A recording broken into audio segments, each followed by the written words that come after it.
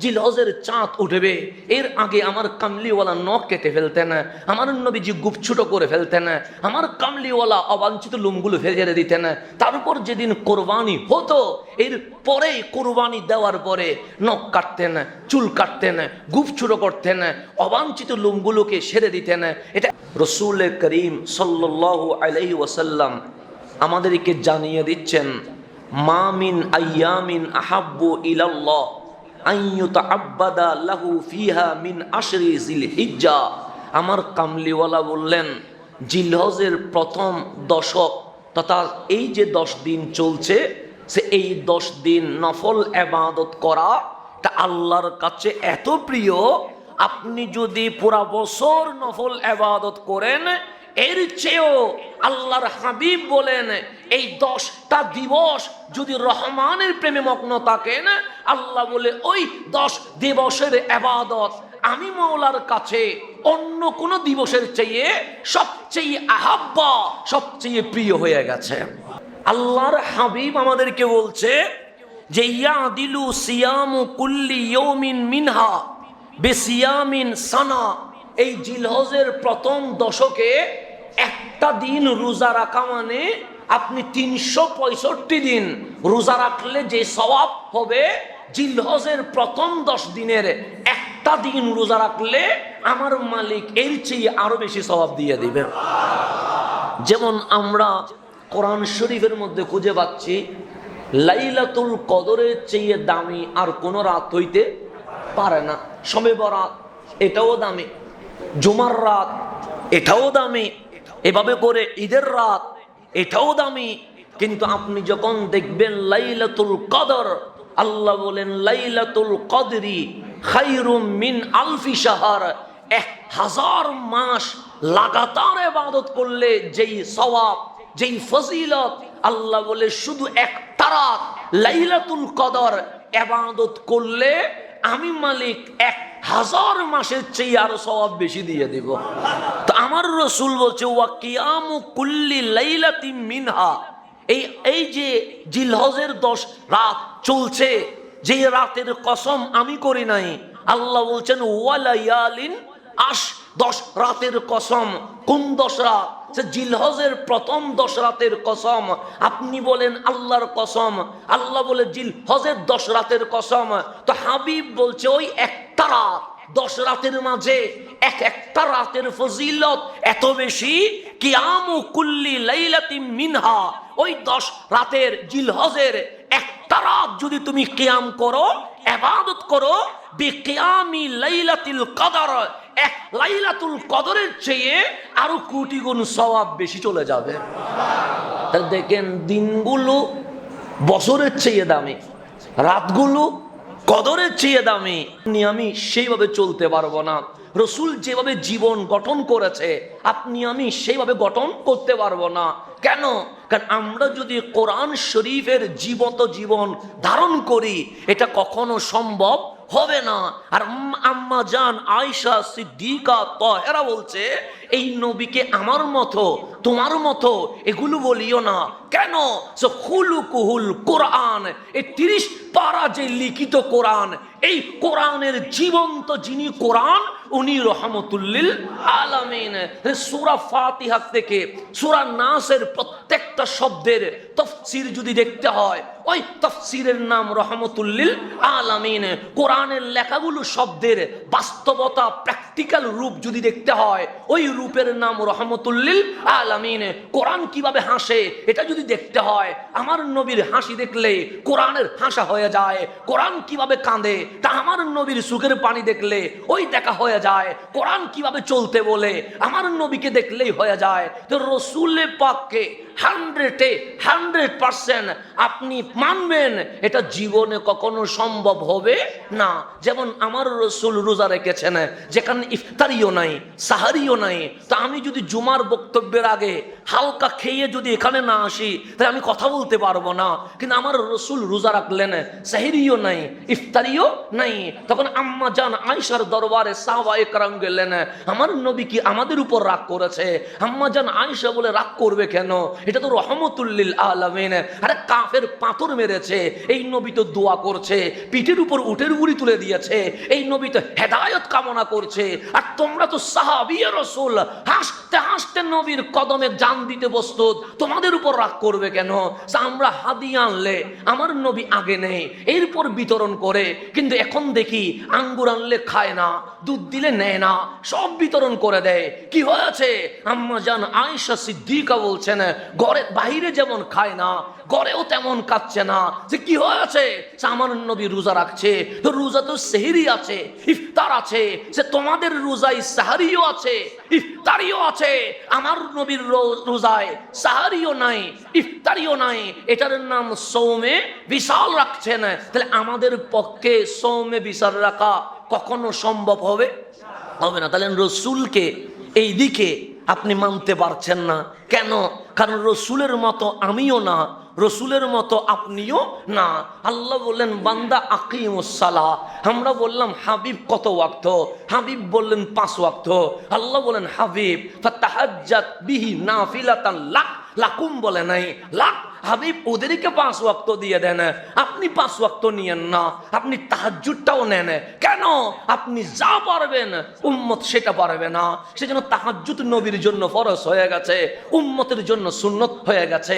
তো আমরা যদি চাই 1000 বার চেষ্টা করি, 100-এ 100 আমার নবীর মতো চলতে পারবো না। সেজন্য আম্মা জান আয়েশা সিদ্দিকা তাহেরা রাদিয়াল্লাহু তাআলা আনহা যখন বললেন আমার নবী দিন এভাবে কাটায়, আমার নবী রাত এভাবে কাটায়, সাহাবায়ে কেরাম অবাক হয়ে গেছেন। ওনারা বললেন আমরা বিয়ে করব না, সংসার করব না, চাকরি করব না, ব্যবসা করব না। আমার নবী যদি মাওলার এভাবে প্রেমিক হয়, আমরাও তো এরকম হওয়া দরকার। আমার কামলিওয়ালা বলে চেষ্টা করো না, পারবা না কেন? কারণ আমি আর তুমি একরকম নয়। কারণ তোমাদেরকে পরিশ্রম করে খাবার জোগাড় করতে হয়, আর আমার খিদা লাগলে রহমান আমাকে খাওয়ানোর ব্যবস্থা করে দিয়ে দেয়।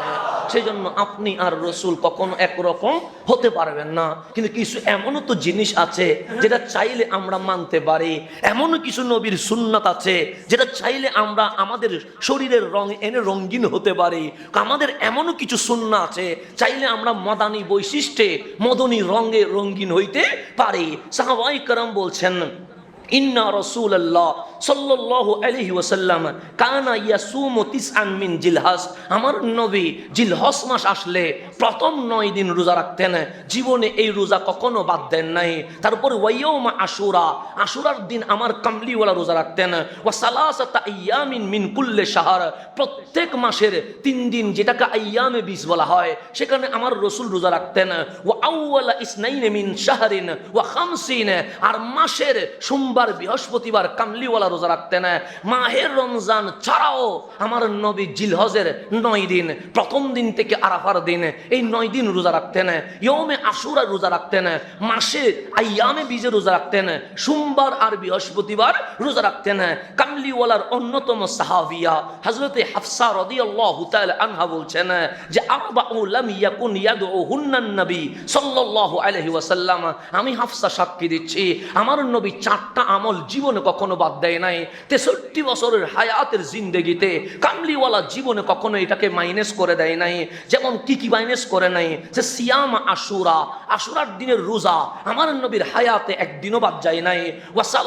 ওয়াল আশরা, জিলহজের ওই 10 দিবসের একদিন রোজা আমার কামলিওয়ালা জীবনে বাদ দেয় নাই।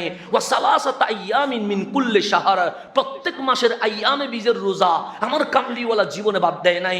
ওয়া রাকাতাইনি কাবলাল গাদা, ফজরের আগে 2 রাকাত সুন্নত আমার নবী জীবনে কখনো কাজা করে নাই। তাহলে কয়টা আমল বললাম? 4টা আমল। জিলহজের প্রথম দশকে রোজা রাখা জীবনে বাদ দেয় নাই, আশুরার রোজা বাদ দেয় নাই, ইয়ামে 20 রোজা বাদ দেয় নাই, ফজরের আগে 2 রাকাত সুন্নত আমার নবীর আমল থেকে কখনো বাদ যায় নাই। শুধু তাই নয়, জিলহজের চাঁদ উঠবে এর আগে আমার কামলিওয়ালা নখ কেটে ফেলতেন, আমার নবীজি গুপছুট করে ফেলতেন, আমার কামলিওয়ালা অবাঞ্ছিত লোমগুলো ফেলে দিতেন। তার উপর যেদিন কোরবানি হতো এর পরেই কোরবানি দেওয়ার পরে নখ কাটতেন, চুল কাটতেন, গুপছুট করতেন, অবাঞ্ছিত লোমগুলোকে সেরে দিতেন। এটা এমন ইবাদত হয়ে গেছে। কামলিওয়ালা বললেন, উম্মত যারা কোরবানি করার নিয়ত করেছো আর যারা কোরবানি করার নিয়ত করো নাই, দুজনকে বলছি, কারণ এই পৃথিবীতে কেউ কোরবানি করতে পারে আর কারো কোরবানি করার কোনো সামর্থ্য নাই। আমার মুসল্লি কি সবাই কোরবানি করতে পারবে? না, সবার পক্ষে সম্ভব নয়, কারণ এটা অর্থের একটা বিষয় আছে, টাকার একটা হিসাব আছে। অনেকে ঋণের বোঝা মাথায় নিয়ে এখানে এসেছে, ওনাকে যদি বলে কোরবানি করেন, উনি বলবে হুজুর ঋণ দিতেই পারছি না, কোরবানি করবো কোত্থেকে। অনেকে আছে বেকারের বোঝা মাথায় নিয়ে বসে আছে, যদি একটা চাকরি হয় পরিবার নিয়ে ভালো থাকবো, উনি চাইলেও কোরবানি করতে পারবে না। কারণ কোরবানির জন্য নেশাব পরিমাণ টাকা আপনার আমার থাকতে হবে। তো কামলিওয়ালা বসে কোরবানি করার নিয়ত করেছো আর কোরবানি করার নিয়ত করো নাই। আমি নবী দুইজনকে বলছি, তোমরা জিলহজ মাসের চাঁদ যখন উঠবে সেদিন থেকে পশুর গলায় ছুরি দেওয়া পর্যন্ত নখ কাটবা না, গুপছুটো করবা না, নাভির নিচের লোমগুলো পরিষ্কার করবে না। তো এটা তো কোরবানি যারা করবে তারা করবে না। ইয়া রাসূলুল্লাহ, যে কোরবানি করবে না সেই কেন নখ কাটবে না, সেই কেন গুপছুটো করবে না, সেই কেন নাভির নিচের অবাঞ্ছিত লোমগুলো পরিষ্কার করবে না? আমার কামলিওয়ালা বলে, উম্মত তোমার যার সামর্থ্য নাই কোরবানি করার, তুমি পহেলা জিলহজ থেকে আসার কোরবানির আগ পর্যন্ত নখ ছুটো করবা না, গুপ ছুটো করবা না, চুল কাটবা না, নাভির নিচের লোম পরিষ্কার করবা না। যখনই পশুর গলায় ছুরি দেওয়া হবে এরপর তুমি যদি নখ কাটো, গুপ ছুটো করো, চুল ছুটো করো, নাভির নিচের লোম পরিষ্কার করো, যে কোরবানি করেছে সে যেমন সওয়াব পাবে মালিক তোমাকে ঠিক কোরবানির সেই সওয়াব দান করে দিয়ে দেবে। শুধু আমার নবীর সুন্নত মানছেন আর কিছু না, কামলিওয়ালা সুন্নত মানছেন। আপনি কোরবানি করতে পারবেন না, এটা আল্লাহও জানে, এটা হাবিবও জানে, কিন্তু আপনি বললেন আমি জিলহজের চাঁদ দেখার আগে নখ কেটে ফেলবো, কারণ এটা হাবিবের সুন্নত। আমি গুপ ছুটো করবো, এটা আমার হাবিবের সুন্নত। আমি চুল ছুটো করে ফেলবো, এটা আমার হাবিবের সুন্নত। আমি নাভির নিচের অবাঞ্ছিত লোমগুলো পরিষ্কার করব, এটা আমার হাবিবের সুন্নত। আমার আবার কোরবানির 10ম দিন চলে আসলো, পশুর গলায় ছুরি দেওয়া হলো। আপনি বললেন আমার হাবিব তো বলছে পশুর উপর ছুরি দেওয়ার পরে নখ ছোট করতে, এটাও তো আমার হাবিবের সুন্নত। আপনি নখ ছোট করলেন, গুপ ছোট করলেন, চুল কাটলেন। আমার কামলিওয়ালা বলে এই সুন্নতের প্রতি তোমার দরদ থাকার কারণে, প্রেম থাকার কারণে একজন কুরবানি করে যে সওয়াব পেয়ে গেছে, আমার মালিক ঠিক তোমাকেও কুরবানির সমস্ত সওয়াব তোমার আমলনামায় লিখে দিয়ে দিবে। সেই কারণে আসেন আমরা একটু যেই নবীজির সুন্নতগুলো পালন করা যায় আমরা অন্তত চেষ্টা করে দেখতে তো পারি। মুসা আলাইহিস সালামের নাম শুনেন নাই এমন কোন মুসল্লি আছে? না, অবশ্যই নাই। কারণ মুসা আলাইহিস সালামের নাম শুনবে না এমন নবীর উম্মত থাকার তো দরকার নাই। মুসা আলাইহিস সালাম বড় গরম মানুষ ছিলেন, যার গরমের তারিফ আমার আল্লাহ নিজে করেছেন। কিছু গরম আছে যেটাকে আমরা নেগেটিভ বলি, কারণ রাগ শয়তান থেকে আসে আর রহমত নবী রসুল ওলিদের থেকে আসে, আল্লাহর পক্ষ থেকে আসে। সেজন্য রাগকে দমন করা এটাও একটা বেলায়েতের কাজ, কারণ যেই সে রাগ দমন করতে পারে না। সেজন্য দেখবেন আল্লাহর ওলির দরবারে কোনো মপ নাই, আল্লাহর ওলির দরবারে পাথর সূরা নাই, আল্লাহর ওলির দরবারে গালি নাই, আল্লাহর ওলির দরবারে কাউকে নিয়ে সমালোচনা গীবত নাই, আল্লাহর ওলির দরবারে কারো উপর কোনো ক্ষতি হবে এরকম কোনো কাজ নাই। বরঞ্চ যেই পাগলগুলোর ঠিকানা কোথাও হয় না, সেই পাগলের ঠিকানা মাজারের আশেপাশে হয়ে যায়। এটা ওলিদের কাজ। ওলিদাদের কাজ হচ্ছে দমন করা, নিজেকে নফসকে দমন করে দেওয়া। সেজন্য আমরা মাঝে মাঝে রাগান্বিত হয়ে যায়, আমরা মাঝে মাঝে গুসা হয়ে যায়, আমরা মাঝে মাঝে চোখ লাল করে ফেলি। কেন? মানুষ মাঝে মাঝে রাগ করে, মানুষ মাঝে মাঝে আবার কি হয়ে যায়, ডাউন হয়ে যায়। সেজন্য সবচেয়ে বেশি রাগ হয়ে গেলে যখন আপনি স্বাভাবিক অবস্থায় নাই, তখন বউকে তালাক দিলে তালাক এটাও হয় না। কেন? আপনি জানেন না আপনি কি বলতেছেন। তাহলে রাগ খারাপ জিনিস। কিন্তু মুসা আলাইহিস সালাম যে রাগ করতেন, আল্লাহ বলে আমার মুসার রাগ খারাপ নয়, আমার মুসার রাগ এত তারিফওয়ালা, এত প্রশংসাওয়ালা, আমি আল্লাহ নিজে আমার কালিমের রাগের কথা আমি কোরআনে বলতে শুরু করে দিয়েছি। তো উনি আল্লাহর সাথে রাগ করতেন, বান্দার সাথে না, রাগ করতেন কার সাথে? আল্লাহর সাথে। আল্লাহর সাথে যখন প্রেম হয়ে যায় তখন কখনো আল্লাহর সামনে চোখের পানি ছেড়ে দেয়, কখনো আল্লাহর সাথে জোরাজুরি করে, মালিক এটা আমার লাগবে, এটা আমার করতেই হবে। এটা হাদিসের মধ্যেও আছে। আপনি যখন বুখারী শরীফ খুলবেন, পৃথিবীর মধ্যে এমন কিছু বান্দা আছে যারা মালিকরা রাজি করে ফেলেছে। সেজন্য দেখবেন জামাই আর বউয়ের মাঝে মাঝে মাঝে একটু কথা কাটাকাটি হয়, কারণ যে আপন হয় তার মাঝে একটু কি হয়, কথা কাটাকাটি হয়। বন্ধু বন্ধুর মাঝে একটু মন কালাকালি হয়, এটা হবেই স্বাভাবিক, কারণ আপনের মাঝেই একটু মন কালাকালি হবে। খতিব আর মুসল্লির মাঝে যখন সম্পর্ক বেশি হয়ে যায় তখন দেখবেন আমি ঈদের নামাজ পড়াবো না বললে একটু রাগারাগি তো হয়, রাগ করলেও মাঝে মাঝে মানিয়ে নিতে হয়। কথা ঠিক না? এটাও শিখে নেবেন, কারণ হচ্ছে রাগ করলেও মাঝে মাঝে কি করতে হয়, মেনে নিতে হয়। আমাদের মধ্যে রাগারাগি হয়, কারণ আপন হইলে একটু রাগান্বিত ভাব আসে কি আসে না? আসে। তো মুসা আলাইহিস সালাম বললেন, মালিক আমি দুনিয়ায় কাউরে আপন করে নেই নাই, আপন করে নিছে কারে? আল্লাহ রে। তো আল্লাহ বলেন আমিও আমার কালিম রে আপন করে নিছি, মিন ওয়ারাইল হিজাব। ও কালিম, মাঝখানে জিবরিল থাকবে না, শুধু পর্দা থাকবে। আমি তোমারে এমন আপন করলাম, আমি আল্লাহ পর্দার অন্তরালে গোপন হইয়া তোমার সাথে ডাইরেক্ট কথা বলবো। তো উনি বেশি গরম ছিলেন, রাগ করতেন কার সাথে? আল্লাহর সাথে। এটা আল্লাহর হাবিব বুখারী শরীফের মধ্যেও বলেছেন।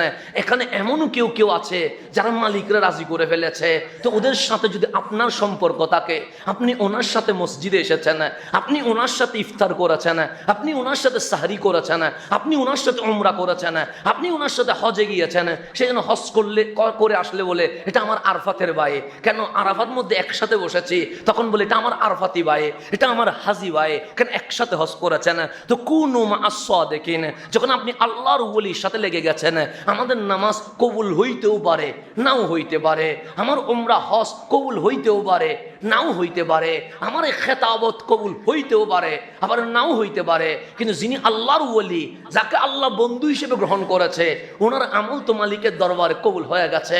তো আল্লাহ ওনাকে বলবে যাও জান্নাতে। উনি দাঁড়িয়ে থাকবেন, আল্লাহ বলে জান্নাতে যাবা না?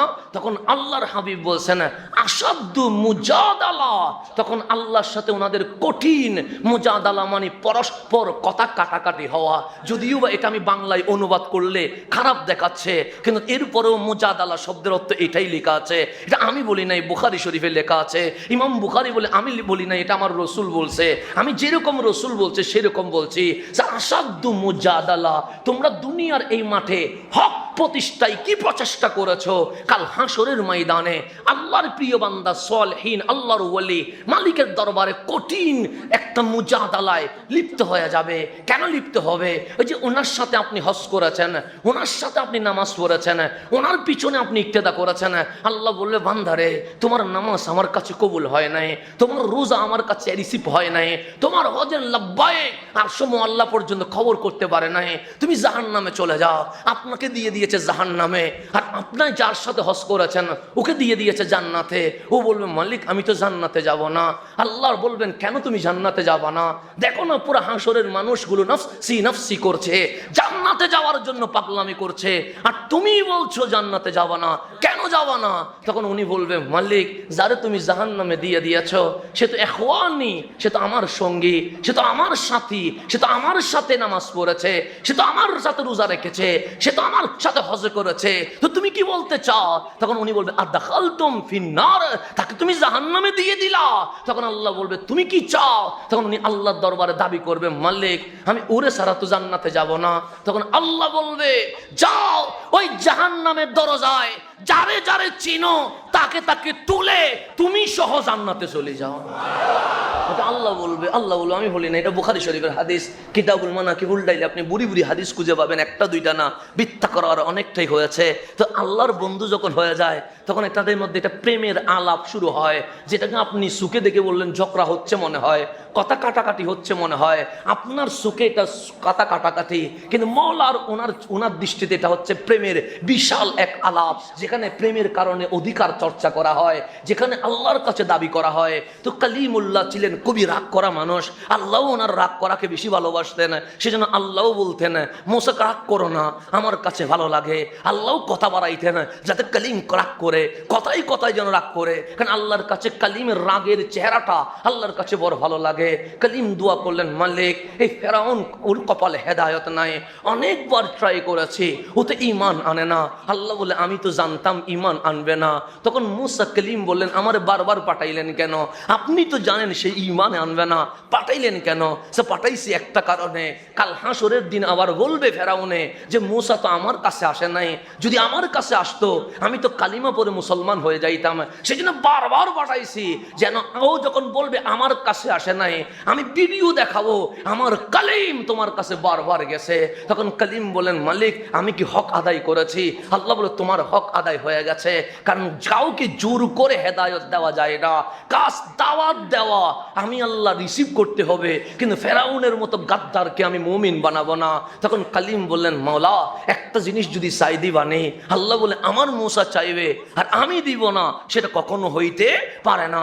তখন বললেন আল্লাহ এ ফেরাউন এবং ফেরাউনের সৈন্যবাহিনীকে পানিতে চোবায়া এমন ভাবে মারবা যেন কিয়ামত পর্যন্ত মানুষ দেখতে পারে যে আল্লাহর বিরুদ্ধে গেলে অস্ত্র লাগে না, কেমন অস্ত্র লাগে না, ক্ষমতা লাগে না, আমার মওলা কুদরতি অ্যাকশনে যেতে পারে। আল্লাহ বললেন দোয়া রিসিভ হয়ে গেছে, অ্যাকসেপ্ট হয়ে গেছে। ও এবং ওর সকল সৈন্যরে আমি পানিতে কি করব? চুবায়া মারবো।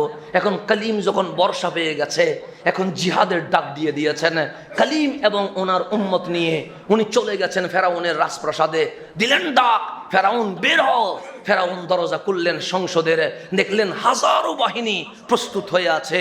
কালিম দিলেন দৌড়, পিছনে মুসা আলাইহিস সালামের উম্মতদের দিলেন, পিছনে ফেরাউনের বিশাল সৈন্যবাহিনী। দৌড়তে দৌড়তে দৌড়তে কোরআনের যে স্থান লেখা আছে মারাজাল বাহরাইনে ইয়ালতাকিয়ান, যেই জায়গায় নীলনদ এবং আরব ভূমধ্য সাগর মিলে গেছে, ওই জায়গায় যখন পৌঁছলেন মুসা আলাইহিস সালাম দেখলেন সামনে পানি, পিছনে ফেরাউনের সৈন্যবাহিনী। আসমানের দিকে মুখ তুলে ফেললেন, ডাক দিলেন, ওগো আসমানের মালিক, ওগো আরশের মালিক, বড় বিপদে পড়ে গেছি। আল্লাহ বলে, মুসা কিসের বিপদ? সে পিছনে ফেরাউনের বাহিনী, সামনে পানি, পিছনে গেলেও মায়ের, সামনে গেলে পানিতে সুবানি ছাড়া আমাদের আর কোনো উপায় নাই। আল্লাহ বলে, টেনশনে পড়ে গেছে বুঝি? কালিম বলেন হ্যাঁ। আল্লাহ বলে, তোমার হাতে কি আছে? সে লাঠি আছে। তুমি জানো না মুসা, তোমার লাঠিরও তো একটা পাওয়ার আছে, বাড়ি দাও না। কালিম বলে, বাড়ি দিলে কি হবে? আল্লাহ বলে, সমুদ্রের মাঝখানে রাস্তা হয়ে যাবে। কালিম দিলেন বাড়ি, হয়ে গেছে রাস্তা। মুসা আলাইহিস সালাম ওই রাস্তা দিয়ে ওনার উম্মত নিয়ে পার হয়ে গেছে। ফেরাউন থেমে গেছে, জানে এটা মুসার মুজিজা, সামনে গেলে আমারে সুবাইহা মারানো হবে। উনি সামনে যেতে চায় না। পিছনে এমপি মন্ত্রীরা বললেন যান না।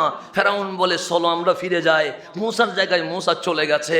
এখন এমপি মন্ত্রীরা বললেন ইজ্জত সম্মান সব শেষ হয়ে যাবে। ফেরাউন বললেন কেন? আরে মুসা লাঠির বাড়ি দিয়ে রাস্তা বানায়া চলে গেছে, আর আপনি সে রাস্তার উপরে যাইতে পারবেন না। মিশরের মানুষ কি বলবে? এটা কেমন রব, এটা কেমন আল্লাহ যেটা মুসার বানানো রাস্তা দিয়ে পার হইতে পারে না? ইজ্জত সম্মান সব তো মাটি হয়ে যাবে। এখন ফেরাউন চিন্তা করলো, ফিরে গেলেও বিপদ, সামনে গেলেও বিপদ, বলছে অসুবিধা নাই, সামনে যায়। যাইতে যাইতে মাঝখানে গেলেন, আল্লাহ রাস্তা কি করে দিছেন, মিটাইয়া দিছেন। ফেরাউন এবং তার সকল সৈন্য পানিতে কি হয়ে গেছে, চুবে গেছে। মুসা আলাইহিস সালাম পিছনের দিকে তাকায়া দেখে ফেরাউনও শেষ, ফেরাউনের যেই সৈন্যবাহিনী সেটাও শেষ। কিন্তু পাড়ের দিকে তাকায়া দেখে অল্প কিছু ফেরাউনের সৈন্য পাড়ের উপর উঠে গেছে। কিসের উপর উঠে গেছে? পাড়ের উপর। এখন এটা মানুষটা কি? গরম মানুষ। এটা বিশ্বাস করেছিল আজকে আর ফেরাউনের কোনো শুভাকাঙ্ক্ষী পৃথিবীতে বেঁচে থাকবে না। কিন্তু দেখলেন মাঝখানে ফেরাউনের সৈন্য শেষ, ফেরাউনও শেষ। কিন্তু 20-25 জন ফেরাউনের সৈন্য যারা মুসা আলাইহিস সালামকে দৌড়াচ্ছিল, তারা সাঁতার কেটে পাড়ের উপর উঠে যাচ্ছে। তখন মুসা আলাইহিস সালাম আর কিছু বলছে না, কারণ রাগ করার মানুষ। উনি চুপসে গেছে, চোখের মধ্যে পানি জমা হয়ে গেছে, চেহারা মলিন হয়ে গেছে, আর উপরে তাকাচ্ছে না। আল্লাহ ডাক দিলেন, মুসা তুমি কি খুশি হও নাই? আমি মালিক তোমার দোয়া কবুল করে ফেরাউনকে নাস্তে নাবুদ করে দিয়েছি, ফেরাউনের সৈন্য পানিতে মিশিয়ে দিয়েছি। মুসা কালিম কোনো রিয়াকশন জানাচ্ছে না, হাও বলে না, নাও বলে না, মাথা নিচের দিকে হয়ে আছে। আমার আল্লাহ বলেন, আমার মুসা কি রাগ করেছে? আওয়াজ করে না। আমার মূসা কি গুসা হয়েছে? আওয়াজ করে না। আল্লাহ বলে, আরে মূসা, আমিও তো তোমারে ভালোবাসি, তুমি যেমন আমার জন্য পাগলামি করো, আমিও তো তোমাকে খুবই ভালোবাসি, কথা বলো। মূসা বললেন, মালিক এটা আমার সাথে কি করলেন? আল্লাহ বলে, তোমার সাথে আমি কি করছি? তো তোমার সাথে আমার কি চুক্তি হয়েছিল, কি সন্ধি হয়েছিল? সে সন্ধি হয়েছিল ফেরাউন এবং তার যত সৈন্য আছে সবাইরে সুবাইয়া মারবো। তো সুবাইয়া মারছি তো। মূসা বলে, কই মারছেন? সবাইরে মারছেন, কিন্তু 20-25 জন তো উঠে গেছে। আল্লাহ বলে, ও সেই জন্য রাগ করেছো? কালিম বলে, আমি কিছু বলবো না। আল্লাহ বলে, কালিম কথা না বললে আমার ভালো লাগে না, কালিম তুমি কথা বলো। কালিম বলে, তাহলে বলো এই 20-25 জনরে কেন বাঁচাইলা? আল্লাহ বলেন, ওরা তো কাফের। মূসা ইসলাম বলেন, হ্যাঁ ওরা তো কাফের, ওরা তো ফেরাউনের সৈন্য। কালিম বলেন, হ্যাঁ ওরা তো আমাকে মারতে এসেছিল। কালিম বলেন, হ্যাঁ আমাকেই মারতে এসেছিল। তা আল্লাহ বাঁচাইলা কেন? আল্লাহ বলেন, মূসা একটু ওদের দিকে তাকাও না। কালিম ওদের দিকে তাকাইলেন। সে মাথায় কি দেখা যায়? সে পাগড়ি দেখা যায়। গায়ে কি দেখা যায়? সে জুব্বা দেখা যায়। মূসা, ওদের ড্রেস আর তোমার ড্রেস কি মিল আছে? কালিম বলেন, হ্যাঁ আমিও পাগড়ি পরেছি, সেও পাগড়ি পরেছে, আমিও জুব্বা পরেছি, সেও জুব্বা পরেছে, আমার হাতেও লাঠি, তার হাতেও লাঠি। আল্লাহ বলে, কথা ঠিক সে কাফের, কথা ঠিক সে মুশরিক, কিন্তু সে যে এসেছে আমার মূসার মতো, পাগড়ি আমার মূসার মতো, জুব্বা আমার মূসার মতো, লাঠি আমার মূসার মতো, যে আমার মূসার মতো সেজেছে তারে আমি আযাব দেই কেমনে? মূসা তোমার রঙে যে রঙিন হয়ে যায় আমি তাকে আযাব দিতে পারি না।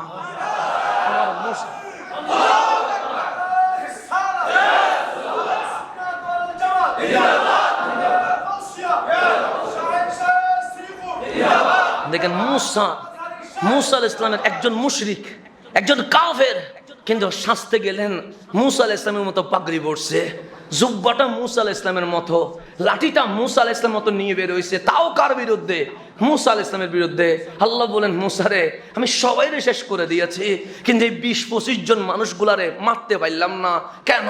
ওদের দিকে যখন তাকাইছি, দেখতে মনে হচ্ছে আমার মূসার পাগড়ি, দেখতে মনে হচ্ছে আমার মূসার জুব্বা, দেখতে মনে হচ্ছে আমার মূসার লাঠি, যে আমার মূসার মতো সাজে, তারা আমি আযাব দিই কেমনে? ফেরাউনের বাহিনীর সৈন্য মূসা আলাইহিস সালামের মতো পাগড়ি পরার কারণে যদি নীল নদ থেকে বেঁচে উঠে যায়, ফেরাউনের সৈন্য যদি মূসা আলাইহিস সালামের মতো কাপড় পরার কারণে আরব ভূমধ্য সাগর থেকে উঠে চলে আসে, আমরা না কামলিওয়ালার উম্মত, আমরা মাঝে মাঝে টুপি দিয়ে তো বলতে পারি, ইয়া রাসূলুল্লাহ আপনার রঙে রঙিন হতে চায়। মাঝে মাঝে জুব্বাটা পরে তো বলতে পারে, মা ভাই ইয়া রাসূলুল্লাহ আপনার মতো জুব্বা পরেছে। মাঝে মাঝে মেসওয়াকটা নিয়ে মেসওয়াক করতে করতে তো বলতে পারি, ইয়া রাসূলুল্লাহ আপনার রঙে রঙিন হয়েছে। সেই জন্য আমি গাউসুল আজম মসজিদের কাছে আজীবন ঋণী হয়ে যাব। যদি বলেন কেন ঋণী হবেন? টাকা পয়সা বেশি দেয় নাকি? না, টাকা পয়সার কোনো হিসাব কখনো হয় নাই। কেন আমি ঋণী হব? কারণ আপনার দেখেন আমি বেশি ঘেমে যাই, যার কারণে আমার কাছে পাগড়ি, জুব্বা, আবায়া এগুলো কষ্টকর হয়ে যায়। কিন্তু যখন আমি গাউসুল আজম মসজিদে এসেছি, তখন আমাকে বললেন হুজুর পাগড়িটা পড়তে হবে। আমি বললাম আমার যে বেশি কষ্ট হয়ে যায়, আমার চুল থেকে যে ঘামানো শুরু হয়, সে না এখানে পাগড়ি ছাড়া কোনো কাজ হবে না। আমাকে গাউসুল আজম মসজিদ কি দিয়েছে আমি সেটা হিসাব করি নাই, কিন্তু আমার মাথায় কামলিওয়ালার সুন্নত ধরিয়ে দিয়েছে। আমি অন্তত বলতে পারবো, ইয়া রাসূলুল্লাহ গাউসুল আজম মসজিদের কারণে আপনার পাগড়ির মতো পাগড়ি পড়তে চেষ্টা করেছিলাম, আপনার জুব্বার মতো জুব্বা পরার চেষ্টা করেছিলাম। আপনি যখন জিলহজের 9 দিন রোজা রাখবেন, আপনার রসুলকে বলবেন চেষ্টা করেছিলাম আপনার মতো রোজা রাখতে। আইয়ামে বিজে রোজা রেখে বলবেন, ইয়া রাসূলুল্লাহ আমিও চেষ্টা করেছিলাম। সোমবারে রোজা রেখে বলবেন, আমিও তো চেষ্টা করেছিলাম। মাঝে মাঝে কম খেয়ে বলবেন, আমিও তো আপনার মতো খাওয়ার জন্য চেষ্টা করেছিলাম। এভাবে করে আমরা যদি রসুলের মতো রঙিন হইতে পারি, তাহলে দেখবেন আমরাও দুনিয়াতেও দামি হয়ে যাব, আমরা আখিরাতেও দামি হয়ে যাব।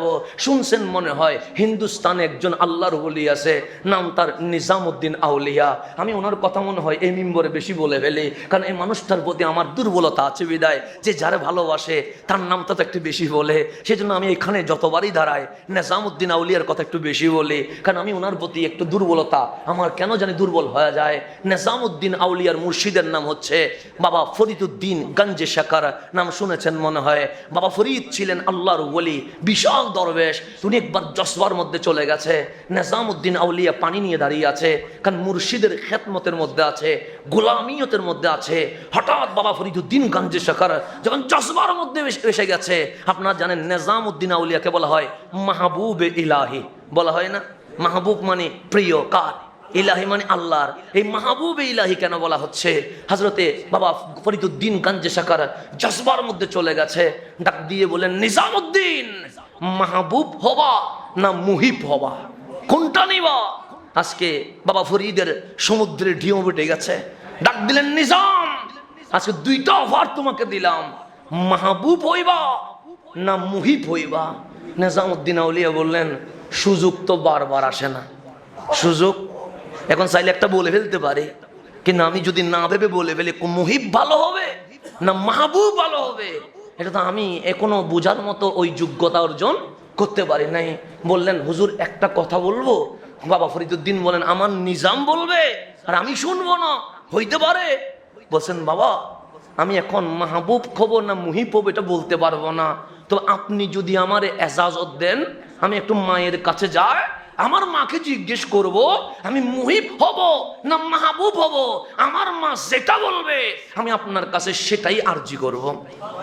বাবা ফরিদ বললেন, ঠিক আছে, তোমাকে ছুটি, তুমি কি মাহবুব হইবা না মুহিব হইবা? ছুটি পাইয়া নিজামুদ্দিন আউলিয়া মসজিদের দরবার থেকে বের হলেন।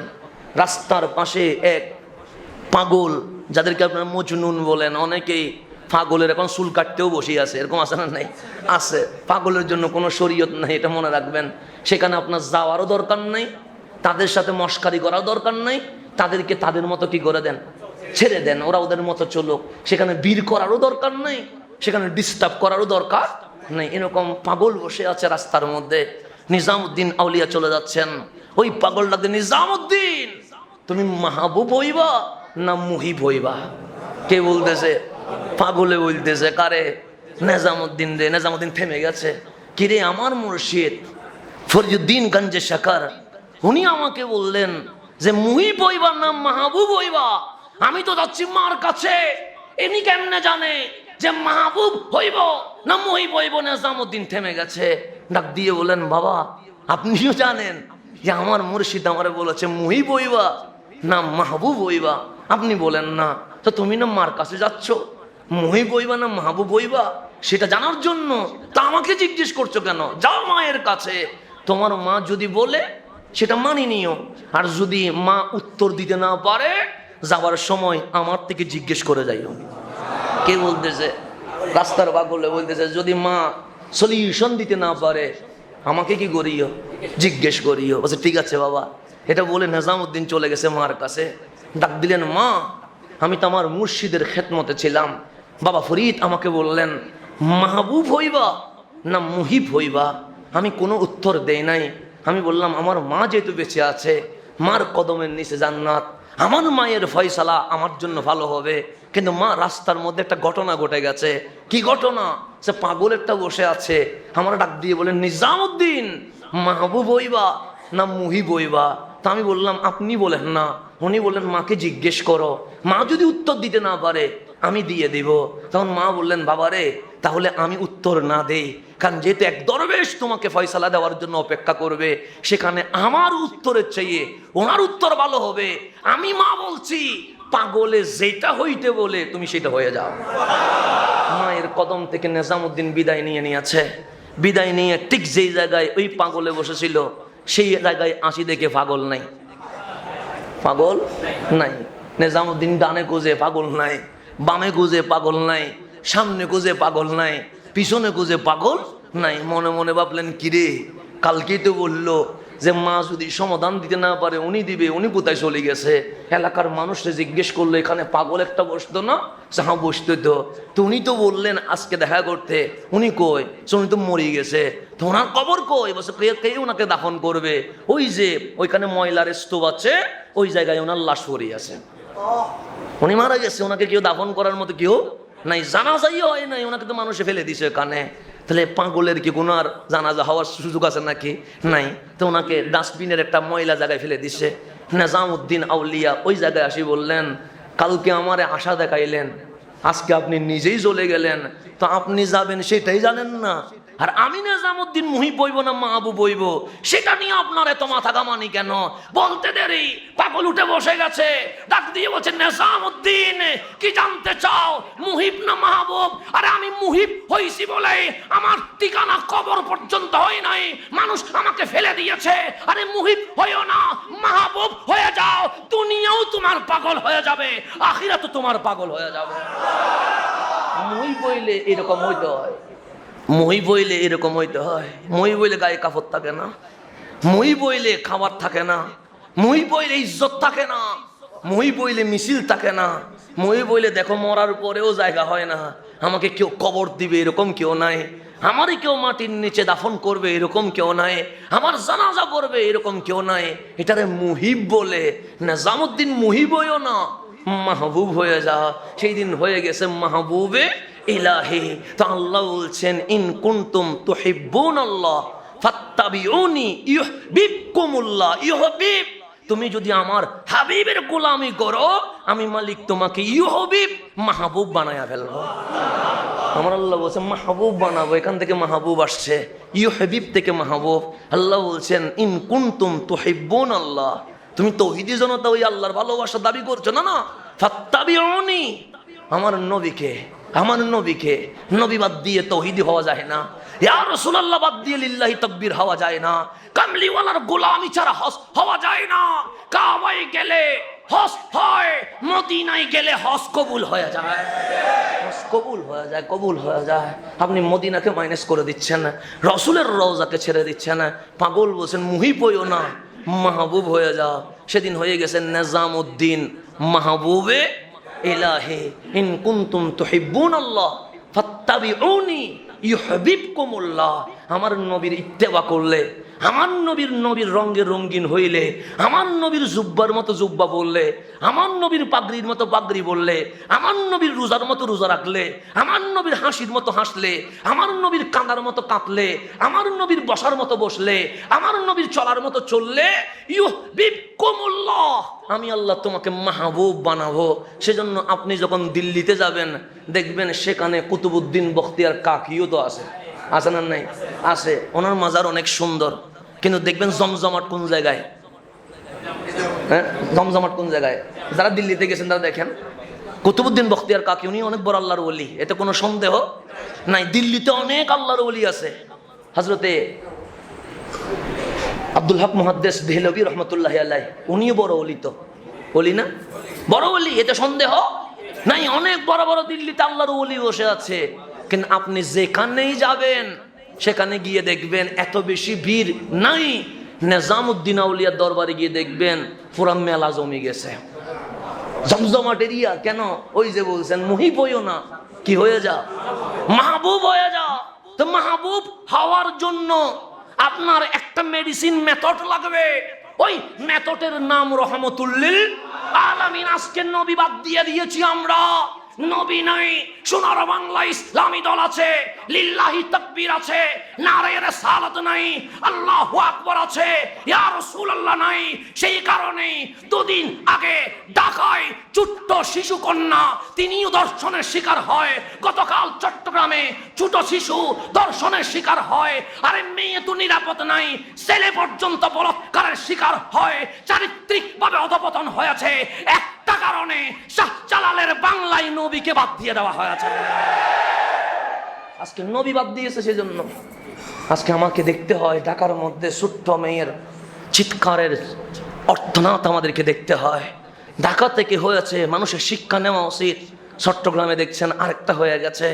শিশু কন্যা যেমন নিরাপদ নয়, শিশু বাচ্চাও তেমন কি নয়, নিরাপদ নয়। তো আজকে হয়তোবা ফারিয়া গেছে, কালকে আপনার মেয়ের সম্ভাবনাও তো আছে। আজকে ওই মাদ্রাসার ছেলেটা বলৎকারের শিকার হয়েছে, আগামীকাল আমার ছেলেটাও তো বলৎকারের শিকার হওয়ার সম্ভাবনা আছে। যে একটা কারণ, নবীবাত হয়ে গেছে, নবী বাইনেস হয়ে গেছে। যারা এই নির্লজ্জ কাজের মধ্যে আছে, দর্শন হোক, বলৎকার হোক, এই জড়িত মানুষগুলাকে প্রকাশ্যে ক্রস ফায়ারের ব্যবস্থা করা দরকার। এক দুইটা শিক্ষা না দিলে জীবনে এই অপকর্ম থেকে বাংলার মানুষ ফিরে আসবে। এই চরিত্রওয়ালা মানুষগুলো যখন মসজিদের ইমাম হয়, এই চরিত্রহীন মানুষগুলো যখন মিম্বরে ওঠে, তখন মুখে ইসলাম থাকে, কাজে কোনোদিন ইসলাম থাকতে পারে না। সেজন্য আজকে বাংলাদেশে মুসলমানের এই অধপতন জেগে গেছে। সেজন্য আমাদেরকে হতে হবে নবীওয়ালা। কি ওয়ালা হতে হবে? নবীওয়ালা। নবীওয়ালা হওয়া ছাড়াই আমাদের কোনো উপায় নাই। সেজন্য আসেন, আমার টুপি দিয়ে আমি বলবো, ইয়া রাসূলুল্লাহ, চেষ্টা করেছি আপনার রঙে রঙিন হওয়ার জন্য। দাড়িটা একটু বাড়ায় বলবো, ইয়া রাসূলুল্লাহ, চেষ্টা করেছি আপনার রঙে রঙিন হওয়ার জন্য। মেসওয়াকটা নিয়ে বলবো, আমি চেষ্টা করেছি আপনার রঙে রঙিন হওয়ার জন্য। জুব্বাটা পরে বলবো, ইয়া রাসূলুল্লাহ, আমার এখানে শার্টও আছে, প্যান্টও আছে, গেঞ্জিও আছে, কিন্তু আমি মাঝে মাঝে জুব্বাটা পরেছি আপনার রঙে রঙিন হওয়ার জন্য। আমি মাঝে মাঝে ওযু করে 2 রাকাত সুন্নত পড়বো। কেন? কারণ রসুল যে পড়তেন। বলবো, চেষ্টা করেছি আপনার মতো সুন্নত আদায় করার জন্য। মাঝে মাঝে রাত 3টায় উঠে যাবেন, তাহাজ্জুদের যাই নামাজে দাঁড়িয়ে যাবেন, বলবেন, ইয়া রাসূলুল্লাহ, তাহাজ্জুদ আমার উপর ফরজ নয়, কিন্তু আমি সিরাতে পড়েছি আপনি তাহাজ্জুদের নামাজ বাদ দেয় নাই, আপনার রঙে রঙিন হওয়ার চেষ্টা করেছি। তো কালিমের দুশ্মন হওয়ার পরেও কালিমের মতো ড্রেস পরার কারণে আল্লাহ ফেরাউনের সাথে তার না মেরে তাকে ওই কিনারায় তুলে নিয়েছেন। আমরা হাবিবুল্লাহর উম্মত হইয়া যদি নবীর রঙে রঙিন হইতে পারি, তাহলে আমাদের মুক্তি আছে না নাই? এই সব অশান্তির একটাই মেডিসিন, আমার নবীর রঙে রঙিন হওয়া, আমার নবীর সৌন্দর্য হওয়া, আমার নবীর হাসিতে দেওয়ানা হওয়া, আমার নবীর কান্নায় মতোয়ারা হয়ে যাওয়া, আমার নবীর চেহারার প্রেমে পাগল হয়ে যাওয়া। যখন বান্দা নবীওয়ালা হবে, এই নবীওয়ালায় এমন সিজদাই সুবহানা রাব্বিয়াল আলার ডাক দিবে, নবীওয়ালায় দেখবেন দিন শেষে আল্লাহওয়ালা হয়ে যাবে। আমাদেরকে আল্লাহওয়ালা হওয়ার দরকার আছে না নাই? আছে। জুমার দিন যেহেতু সময় সংক্ষিপ্ত, আমাদের সামনে ঈদের দিন চলে আসছে। আল্লাহ বলতেছেন, মান্দা ওয়াসকুরুল্লাহ ফি আইয়ামিম মা'দুদাত, এমন কিছু দিন আছে যেগুলো গণা যায়। যেমন আইয়ামে তাশরিক যেটা বলা হয়, আরাফার দিন, কোরবানির দিন, কোরবানির পরের দিন, তারপরের দিন, তারপরের দিন, মোটামোটা কয়দিন? 5 দিন। এগুলো গণা যায় কি যায় না? যায়। এগুলোর নাম হচ্ছে আইয়ামে মা'দুদাত। আল্লাহ বলছেন, ওই গণিত দিবসগুলাতে উযকুরুল্লাহ, বেশি বেশি মাওলার জিকির করো, বেশি বেশি মাওলার জিকির করো। হযরতে আব্দুল্লাহ ইবনে আব্বাস রাদিয়াল্লাহু তাআলা আনহুমা বলছেন, আল আইয়ামুল মা'দুদাত, গণিত দিনগুলো হচ্ছে আইয়াম ও তাশরিক, এগুলোর নাম আইয়ামে তাশরিক। আরাফার দিন যেদিন আসবে, সেদিনের ফজরের নামাজ থেকে শুরু হবে, ঠিক 13ই জিলহজ আসরের নামাজে আইয়ামে তাশরিক কি হবে? শেষ হবে। সেই দিবসগুলোতে আমরা কি করব? প্রত্যেক ফরজ নামাজ শেষ হইতে দেরি জিকির পরে হবে, দোয়া পরে হবে, সবগুলো পরে হবে। আমরা তাকবীর দিব, আল্লাহু আকবার, আল্লাহু আকবার, লা ইলাহা ইল্লাল্লাহ, ওয়াল্লাহু আকবার, আল্লাহু আকবার, ওয়ালিল্লাহিল হামদ। এটা কোন দিন শুরু হবে? আরাফার দিন ফজরের নামাজ, সেদিনও চলবে, ঈদের দিনও চলবে, তারপরের দিনও চলবে, এরপর দিনে চলবে, এরপরের দিন আসরের নামাজে গিয়ে কি হয়ে যাবে? শেষ হয়ে যাবে। প্রত্যেক নামাজের পর একবার তাকবীর দেওয়া, এটা হচ্ছে ওয়াজিব। এটা কি হবে? ওয়াজিব। 3 বার বললে এটা সুন্নত কি হবে? আদায় হবে, নফল আদায় হবে। তো সুতরাং এই ওয়াজিব বাদ দিলে গুনাহগার হবে, এতে কোনো সন্দেহ নাই। পুরুষ হইলে চিৎকার করে বলবে, নারী হইলে আস্তে বলবে। কেন? নারীর আওয়াজ এটাও সতরের অংশ। সুতরাং নারী কখনো উচ্চ আওয়াজে তাকবীর বলবে না। 3 নম্বর, ফরজ নামাজের পরপরই তাকবীর বলবে, সুবহানাল্লাহ, আলহামদুলিল্লাহ, এগুলো পরে বলবেন। তাকবীর হবে কখন? আগে। 4 নম্বর, নফল নামাজ, সুন্নত নামাজের পর তাকবীর বলা দরকার নাই। তবে জুমার নামাজের পর অবশ্যই কি বলতে হবে? তাকবীর বলতে হবে। আর ঈদের নামাজের পর তাকবীর বলা এটা মুস্তাহাব। আসার সময়ও বলবেন, যাওয়ার সময়ও বলবেন, এই তাকবীরের উপর থাকবেন। সুতরাং ইমাম যদি ভুলে যায়, ইমাম হয়তো বা তাকবীর দিতে কি হয়ে গেছে? ভুলে গেছে। কারণ বছরে কয়বার? একবার। ভুল করার সম্ভাবনা আছে না নাই? আছে। তখন মুসল্লির উপর ওয়াজিব, মুসল্লি চিৎকার করে করে কি পড়বে? তাকবীর পড়বে, যাতে ইমাম সহ কি করতে পারে? তাকবীর পড়তে পারে। আল্লাহ যেন আমাদেরকে আইয়ামে তাশরিকে তাকবীরের আমল করার যেন তৌফিক নসিব করে। এখন আসেন, এই জিলহজের 10 দিনের মধ্যে সবচেয়ে সেরা দিন হচ্ছে 9 তারিখ আরাফাত দিন। মঙ্গলবারই করবেন, বুধবারও করবেন, কোনো সমস্যা হবে? এবাদত যদি একদিন বেশি করেন কোনো সমস্যা আছে নাই? তা আমার রাসূল বলেছে, সিয়ামু ইয়াউমি আরাফা আহতাসিবু আলাল্লাহি আইয়ুকাফফারা সানা আল্লাতী ক্বাবলাহু ওয়াস সানাতা আল্লাতী বা'তাহু। একদিন ইয়াউমুল আরাফাতে রোজা রাখলে আল্লাহ 1 বছর আগের 1 বছর পরের সমস্ত গুনাহ মিটিয়ে দিয়ে দেবেন। তাহলে একদিন রোজা রাখলে লাভ আছে না নাই? আছে, লাভ আছে। সুতরাং সেদিনের মতো আল্লাহ ক্ষমা আর কখনো করে নাই। হযরত বুখারী শরীফের হাদিস, আন্না রাজুলান মিনাল ইয়াহুদ, ইহুদি থেকে একজন পুরুষ ফারুক আজমের কাছে আসছেন। ক্বালা লাহু ইয়া আমিরাল মুমিনিন, ওই ইহুদি বললেন, এ আমিরুল মুমিনিন, আয়াতুন ফি কিতাবিকুম তাকরাউনাহা, তোমাদের কিতাবে একটা আয়াত আছে যেটা তোমরা বেশি বেশি পড়ো।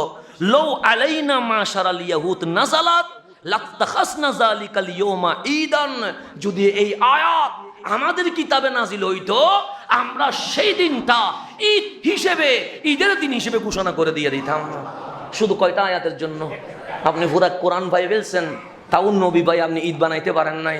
আর ওনারা বলতেছেন, ইহুদিরা বলতেছেন, তোমাদের কিতাবে একটা আয়াত আছে, ওই আয়াত যদি আমাদের কিতাবে নাজিল হইতো তাহলে আমরা সেদিন কি করতাম? ঈদ বানাইতাম। তখন ফারুক আজম, আইয়ু আয়াত, কোন আয়াত? তখন ইহুদি বলছেন, আল ইয়াউমা আকমালতু লাকুম দীনাকুম ওয়া আতমামতু আলাইকুম নি'মাতি ওয়া রাদিতু লাকুমুল ইসলামা দীনা। এই আয়াত যদি আমাদের তাওরাতে নাজিল হইতো আমরা সেদিন ঈদ করতাম, অথচ তোমরা পেয়ে গেছো কিন্তু তোমাদের মধ্যে কোনো রিয়াকশন নাই। ফারুক আজম বলে, কে বলে আমাদের কাছে রিয়াকশন নাই?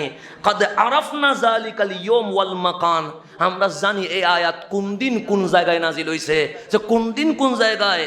আল্লাযী নাযালাত ফীহি আলান নবী সাল্লাল্লাহু আলাইহি ওয়াসাল্লাম ওয়া হুয়া কায়িমুন বিআরাফা ইয়াউমুল জুমআ, আমার নবী আরাফাত দিন আরাফার মাঠে দাঁড়িয়ে আছে, সেদিন জুমার দিন ছিল, সেই দিন আল ইয়াউম আকমালতু লাকুম, এই আয়াত কামলিওয়ালার উপর নাজিল হয়ে গেছে। তো তোমরা ঈদ করলে একটা কইতা, আমরা ঈদ একটা করব না। আরাফাত দিনও ঈদ, জুমার দিনও ঈদ, তোমরা কইতে একটা, আমরা তো দুইটা করা শুরু করে দিছি। সুতরাং আরাফাত দিনের চেয়ে দামি দিবস আর হইতে পারে না। সেদিন সকাল সকাল উঠে যাবেন, সবার পুরুষ আছেন তারা ফজরের নামাজ জামাতে পড়বেন, যারা নারী আছেন তারা ঘরের মধ্যে পড়বেন। জামাত পড়ে দৌড় দিবেন না, বসে তাসবিহ পড়বেন, জিকির করবেন, আল্লাহর কোরআন তেলাওয়াত করবেন।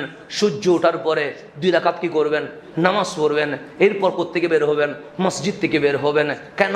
সে এই 2 রাকাত নামাজের কারণে আমার মালিক আপনার সকল বিপদ থেকে আপনাকে উদ্ধার করে দিয়ে দিবেন। সুতরাং এইভাবে করে সারাদিন মালিকের জিকিরের মধ্যে কাটাবেন। ইফতারের সময় যখন আসবে আসরের পরে সবাইকে নিয়ে ইফতার করবেন, আল্লাহর দরবারে নিজের জন্য দোয়া করবেন, পরিবারের জন্য দোয়া করবেন, দেশের জন্য দোয়া করবেন, সমগ্র বিশ্বের মুসলিম উম্মার জন্য দোয়া করবেন। এখানে একটা মিনিট অবহেলা করার কোনো সুযোগ নাই।